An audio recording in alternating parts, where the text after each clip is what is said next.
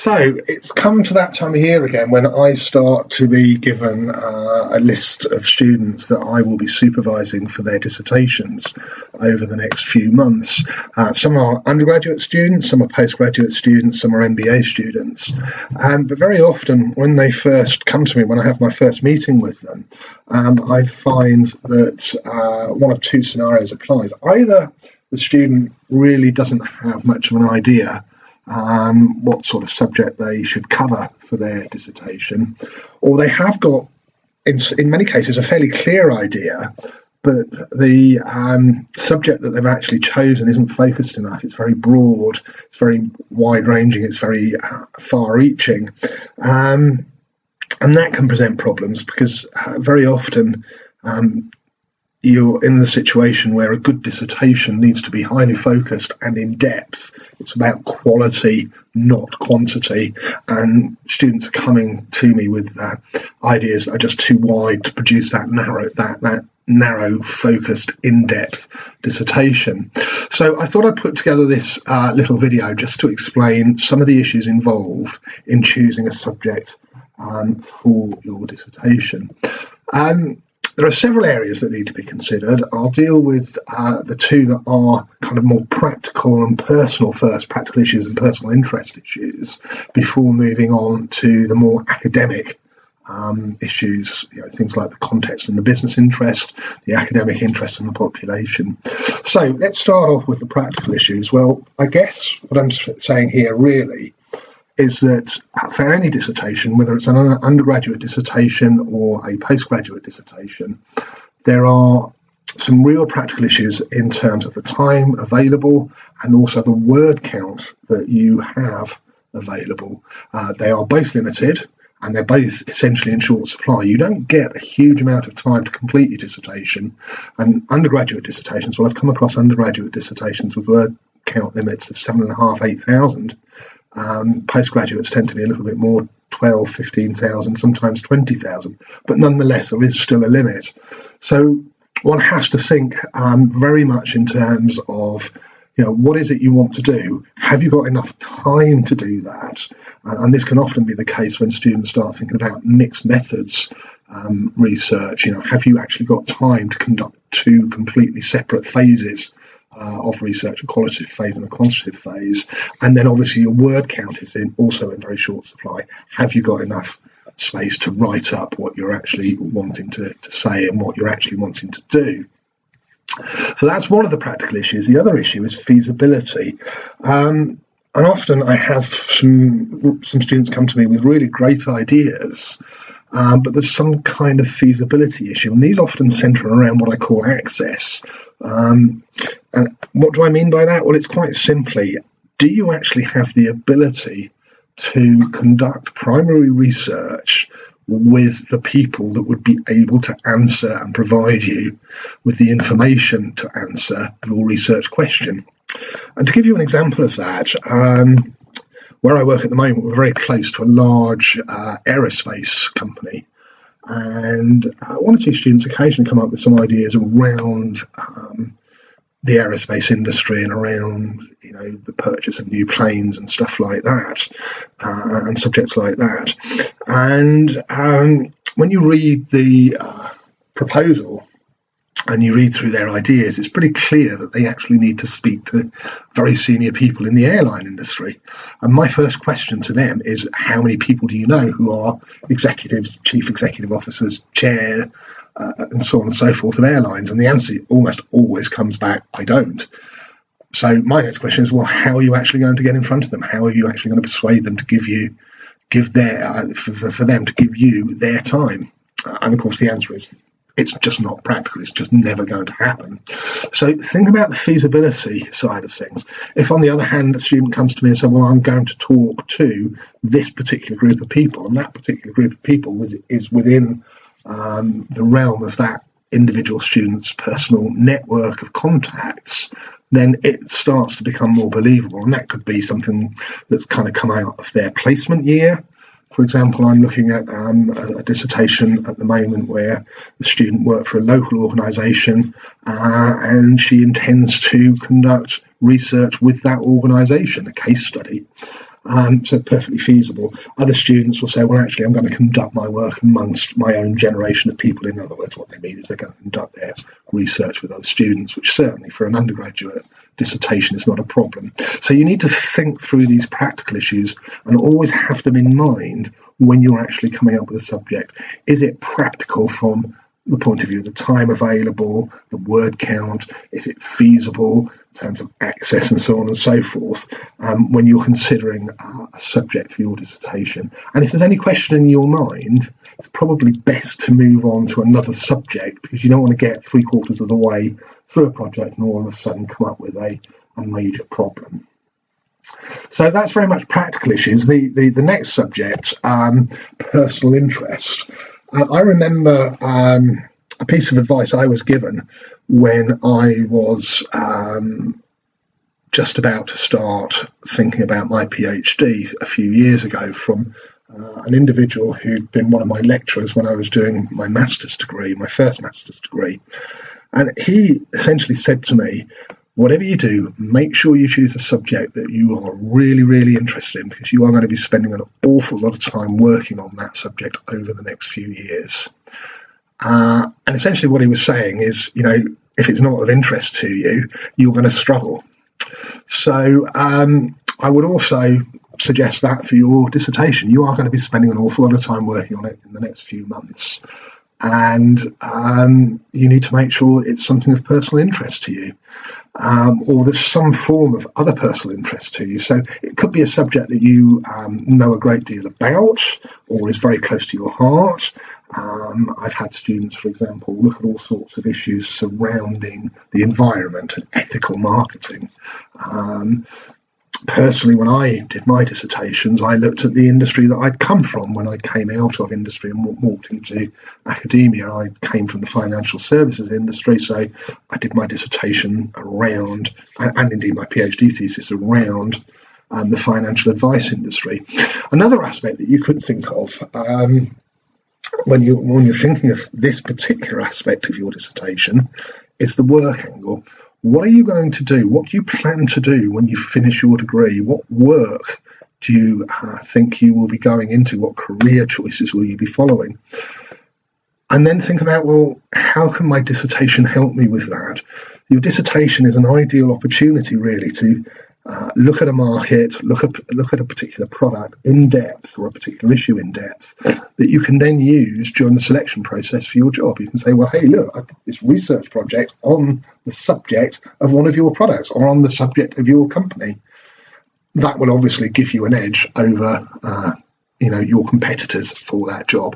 So that's the other aspect of personal interest. So make sure it is actually something that you are going to be comfortable working on for several months and you're not going to get bored with it, but also think about how it possibly might help your future as well.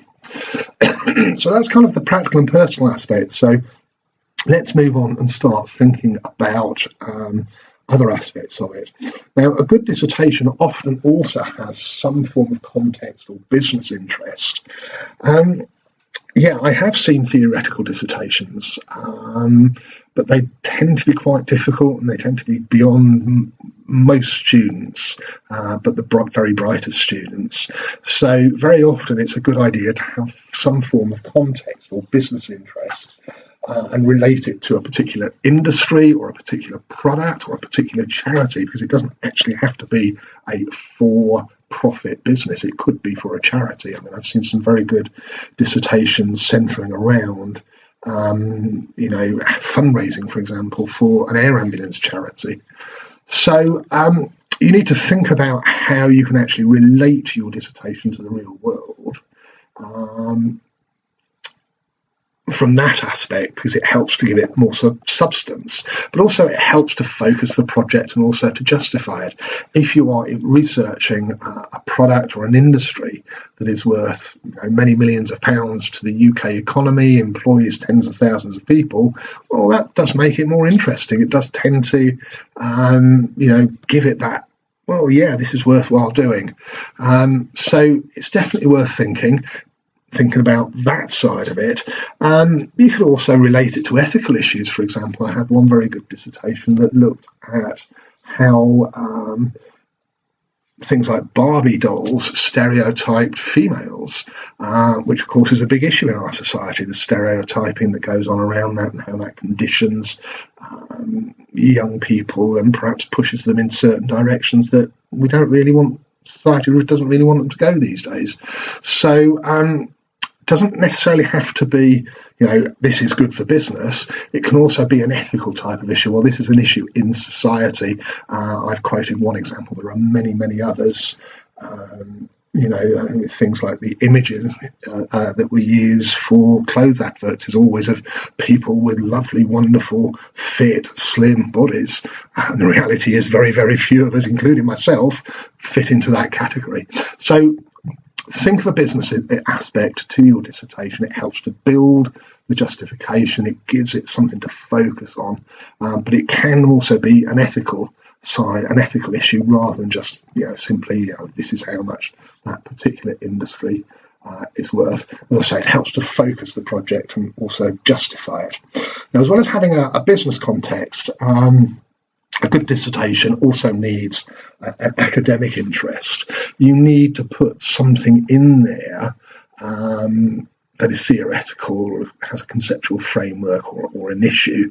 I, for example, did one of my dissertations on the consumer decision-making process for financial advisors and how people went about choosing financial advisors, and I went through each of the 5 stages. I focused on just the 5 stages of the UKB model rather than all 6 for that. And there are all sorts of things out there. It could be privacy, for example. Any academic theory, any conceptual framework that you can think of, you could apply and use in your dissertation.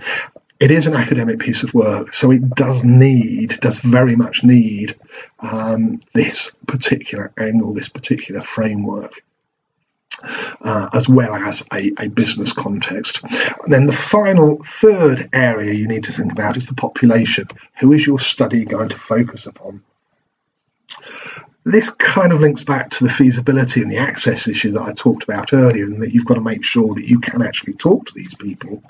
But you also need to think about, what is going to be your unit of analysis. In other words, are you going to be talking to consumers? Are you going to be talking to the people that run the business and do it? Because the two are very different subjects. If you're talking to consumers, you could be talking about, say, what attracts them to that particular brand or that particular product, or what influences them when they're choosing that particular brand or product.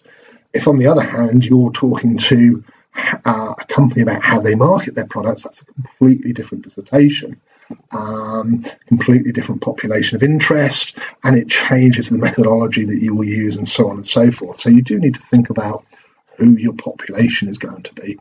When it comes to this, there are also some other practical considerations. If you are going to do a consumer-facing study, are you going to try and do a study that is representative of a very large population, say the population of the UK? And if so, how are you actually going to do that? Most of us within our own social circles tend to have people very similar to ourselves, and we don't necessarily have a social circle that accurately reflects that wider population of something as big as a country. So you may well find that it's actually better to focus your dissertation on a smaller group of people like Generation Z or Millennials, something like that, or consumers of particular products.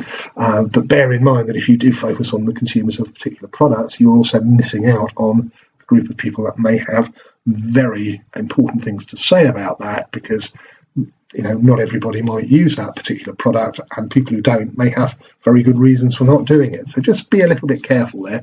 So you need to think about who your study is actually going to focus upon. So that kind of puts us into the position where we can start thinking about what your subjects would be. And I've used a little Venn diagram here actually to just kind of like illustrate and demonstrate that. And what I've done is I've picked a business context of smartphones. We all use them. It's a multi-billion-pound industry. You could focus that in even more. You could say Samsung smartphones or Apple iPhones.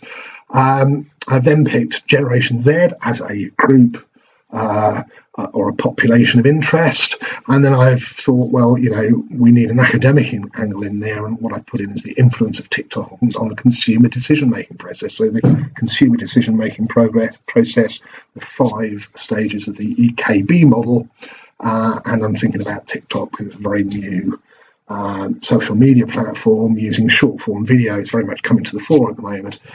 And I think that basically gives you a focus. And in the middle, where the 3 areas overlap, you have your potential subject, which would be something like the influence of TikTok on the consumer decision-making process for smartphones on Generation Z would be your dissertation subject or your dissertation title.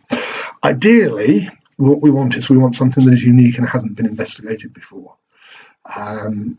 There's very little value in reproducing a study that was done 3 months ago.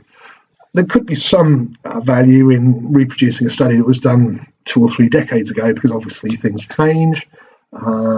So you might find some value in updating a really old study, but as I say, ideally something that hasn't been done before and is very unique. And certainly, if you start looking at some master's degrees and PhDs, it does need to be unique. So that's it for this video. Thank you very much.